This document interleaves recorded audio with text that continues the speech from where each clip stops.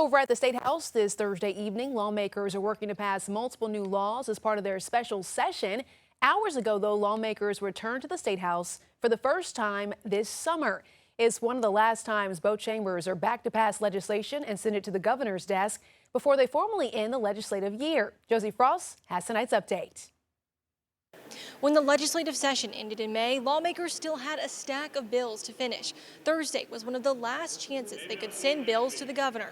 After a year of work, lawmakers killed a bill that would have regulated hemp products like THC drinks, gummies, and oils. A committee came to a compromise on the bill Thursday morning. Drinks up to 5 milligrams would have to be sold behind the counter in convenience and grocery stores. Those stores would have to have a liquor and hemp license. Any drinks with 5 to 10 milligrams or THC gummies would have to be sold in liquor stores. The Senate approved the measure while the House ultimately rejected it. Supporters say they want to put guardrails on the unregulated industry, while opponents said it would hurt businesses and people who rely on the drinks as an alternative to alcohol. We're also going to, the standalone hemp stores, which are operating in good faith, we're going to totally shut down those stores as part of this process. If it doesn't get adopted, then we are back at status quo, which means 14, 15, 16-year-old kids can walk into a gas station that chooses to sell this product to those kids.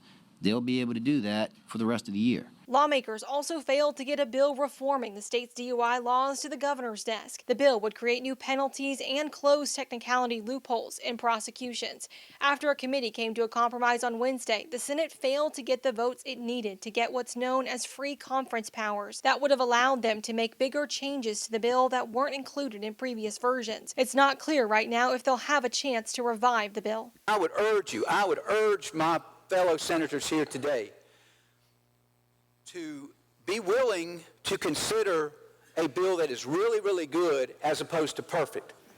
Notably absent from Thursday's agenda is next year's state budget, which is supposed to go into effect on July 1st.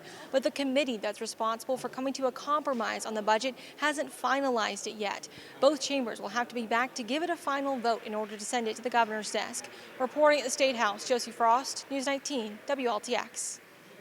Josie, thank you so much. Lawmakers also passed a continuing resolution earlier this year, which will continue to fund the government if the budget is not passed by the 1st of July.